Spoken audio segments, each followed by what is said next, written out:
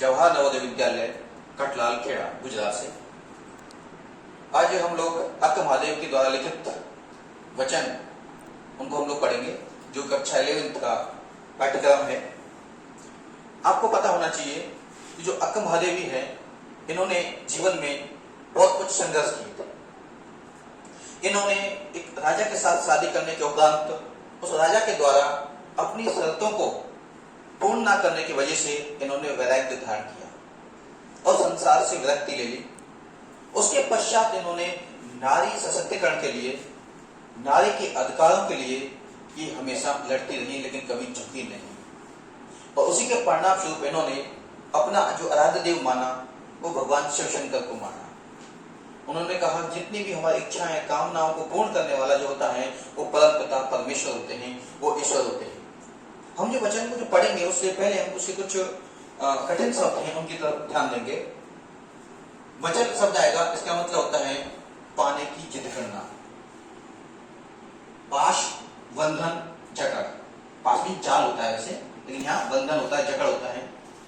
मद, नशा, मदहोश, नशे में पागल। चराचर, जड़ और चेतन, संसार। चोक मीन्स भूल और चंद मल्लिकार्जुन मीन्स भगवान शिव शंकर के लिए ये शब्द हैं वो आए हुए हैं। ये हमारी कविता में आएंगे,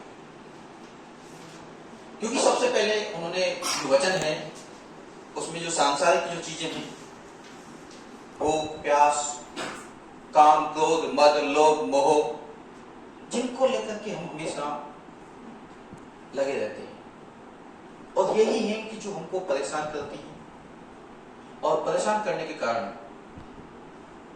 हमारे जीवन में बहुत सारी समस्याओं का सामना करना पड़ता है। इसलिए वो भगवान से आराधना करती हैं कि हे भूख मत मचल। भूख मचलना मीन्स जिद नहीं करना। हे ईश्वर, ये भूख हमको ज्यादा परेशान ना करे, क्योंकि जब जब भूख लगती है, इस पेट की खातिर हम लोग कभी कभी अधर्म से परिपूर्ण कार्य करने पर भी संलग्न हो जाते हैं, क्योंकि भूख हमको इतना बेवश, इतना लाचार, इतना बेवश बना देती है। इसलिए हमारे सामने इतनी संसाधन, इतनी सामर्थ्य हो कि भूख हमको कभी परेशान ना करे।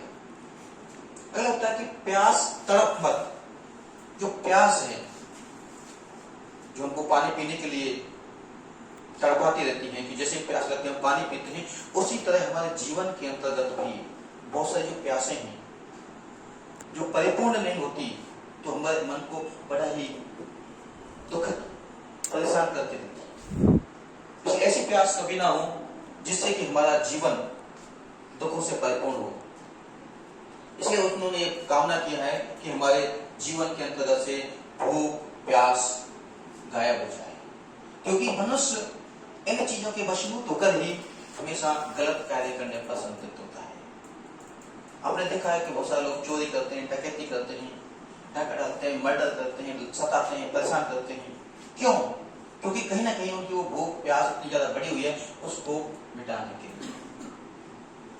दूसरी बात है कि जो कवयित्री है वो ईश्वर से प्रार्थना करती है कि हे नींद मत सता। जो नींद है वो हमको बहुत परेशान करती है। हम पढ़ने बैठते हैं, किताब सामने होती है, नींद आ जाती है। ये एक सामान्य नींद है। दूसरी नींद वो है जो हम अपने कर्तव्य परायणता को भी निकाल करके हम अपने कार्यकलापों को भी हम लोग साइड कर देते हैं, उन तरफ ध्यान नहीं देते। वो नींद भी हमको परेशान करती है। इसलिए नींद जो है ना, उस पर भी ये क्या है, ये हमारे जितने भी जो भावनात्मक रूप से ये विसंगतियां या विकार हमारे शरीर में विराजमान है, इन पर हमारा नियंत्रण होना चाहिए। यानी हम चाहे तब हम सोए, तब हम हमारा मन चाहे हम लोग जागे। ये नहीं कि वो नींद जब आए जब हमको परेशान करने लग जाए, नहीं। हमारे उद्देश्य, हमारे लक्ष्यों को पूर्ण करने से पहले नींद हमको परेशान नहीं करनी चाहिए। क्रोध, मचा मत, उथल पुथल, ये सबसे बड़ी बात है। जिसके कहते हैं काम, क्रोध, मद, लोभ, मोह, मद, जो संसार के सबसे ज्यादा बड़े विकार हमारे शरीर के अंदर विराजमान है, उनमें से एक है क्रोध। क्रोध मीन्स गुस्सा। और जब गुस्सा आ जाता है ना, तो हमारे मन के अंदर उथल पुथल मच जाती है। हम लोग और गुस्से में किया हुआ कार्य हमेशा गलत होता है। गुस्से में हमने जो भी कदम उठाते हैं वो हमेशा गलत होता है। इसलिए जीवन में अगर कुछ बनना है तो हमको सबसे पहले हमारे क्रोध पर कंट्रोल होना चाहिए, नियंत्रण होना चाहिए। ये भी हम ईश्वर से कामना करते हैं। आप सोच के देख लेना, आपने अपने जीवन में जब जब गुस्से में कोई काम किया होगा 100% वो कुछ ना कुछ गलत कदम होगा। और उससे अगर 5 मिनट बाद हम सोच के देखेंगे तो लगेगा कि नहीं, यस मैंने गलत किया। इसलिए जब जब हमको क्रोध आता है, 2 चीजें ही, क्योंकि क्रोध आना एक स्वाभाविक है, ये मानवीय फितरत है। मैं हो, आप लोगों, कोई भी हो, सब में क्रोध होता है। क्रोध से बचने के लिए पहली बात तो जहां आप हैं एक बार तो वहां से अपने आप को साइड कर लीजिए, हटा लीजिए, वहां से डाइवर्ट कर लीजिए। हो सकता है काफी हद तक आपका गुस्सा शांत हो जाएगा। दूसरा, आपको खुद क्रोध आ रहा है, आप जा करके कुछ भी ना हो, पानी होगा, 1 गिलास पानी पी लीजिए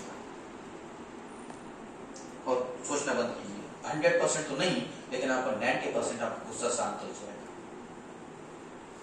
इसलिए जब जब क्रोध आता है अपने आप को थोड़ा सा नियंत्रित करने का प्रयास होता है। और उसी के लिए कवित्री ने कहा कि हे क्रोध मत मचा उथल पुथल। जो क्रोध होता है ना, वो बड़ा उथल पुथल मचा देता है। और क्रोध में किया गया कार्य हमेशा हमारे लिए नुकसानदायक होता है, हमारे लिए प्रॉब्लम क्रिएट होता है। दूसरा, हे मोह पास अपने ढील। पास मीन्स जो बंधन, जो जकड़ है, ये माया मोह का जो जाल है ना, ये माता, ये पिता, ये भाई बहन, ये मेरा, ये तेरा, ये क्या है? यही तो बंधन है।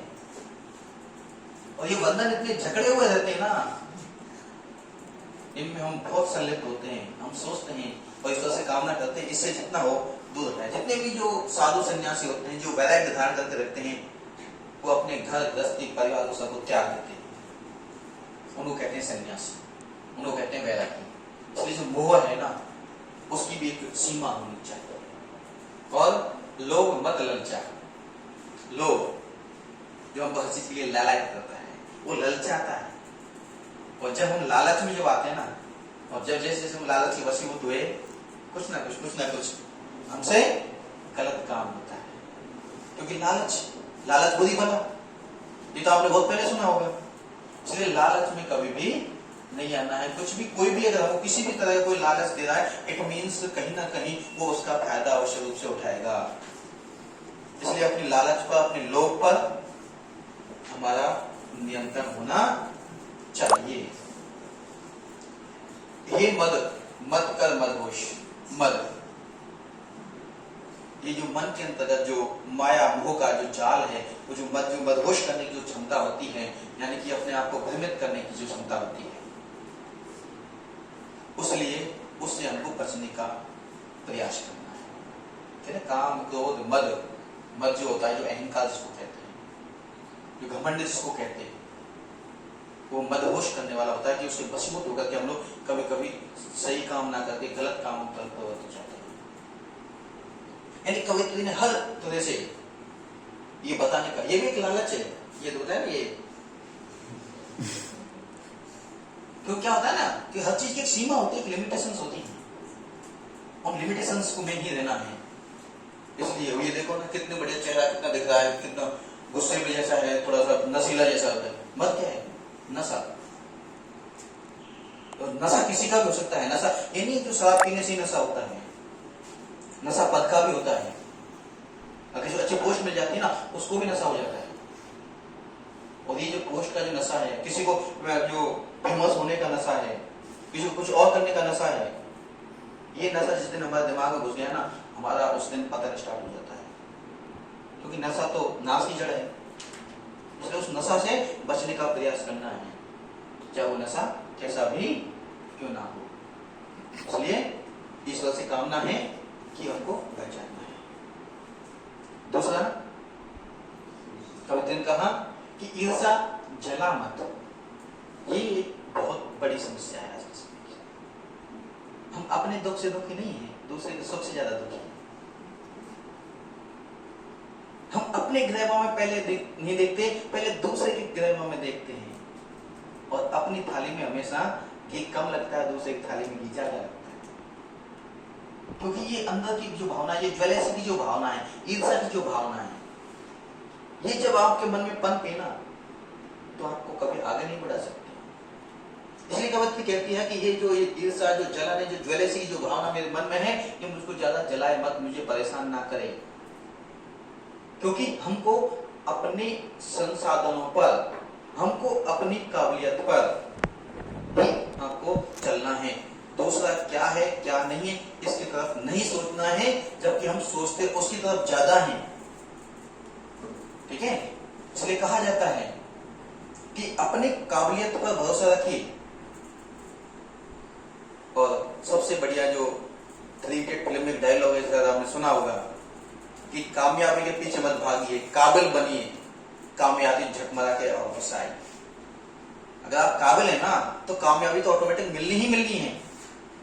इसलिए हमको कभी किसी दूसरे की उन्नति को देख करके ज्वेलसी, ईर्ष्या नहीं होनी चाहिए, बल्कि उससे हमको अपने आप को प्रोत्साहित करना चाहिए, मोटिवेट करना चाहिए। यस, उन्होंने ये किया, इतना अच्छा किया, तो मैं भी ऐसा करूं। हमारे मन में अगर किसी को स्टेज पर सम्मानित किया जाता है तो उसके सम्मान के प्रति सम्मान रखना चाहिए। अगली बार ऐसे काम हो कि मैं भी उस स्टेज पर जाकर के सम्मानित हूं। ये नहीं उसको देख करके मन में ईर्ष्या करना, बात नहीं करना, ये नहीं होना है। ये ईर्ष्या की जो भावना है, जलन की भावना है ना, इसको समाप्त करना। और जिस दिन आप लोगों ने इन सारी चीजों पर कंट्रोल कर लिया ना, आप एक बहुत अच्छे शुद्ध सात्विक एक इंसान बन जाएंगे और आपकी सारी जो कमियां, सारे विकार खत्म हो जाएंगे। फिर क्या हुआ? वो चराचर मत चूक अवसर, वो चराचर मत चूक अवसर। चराचर किसको कहा है? इस संसार को। मत चूक अवसर यानी कि जो अवसर, जो मौका जो आपको मिला हुआ है, उस मौके को चूकिए मत।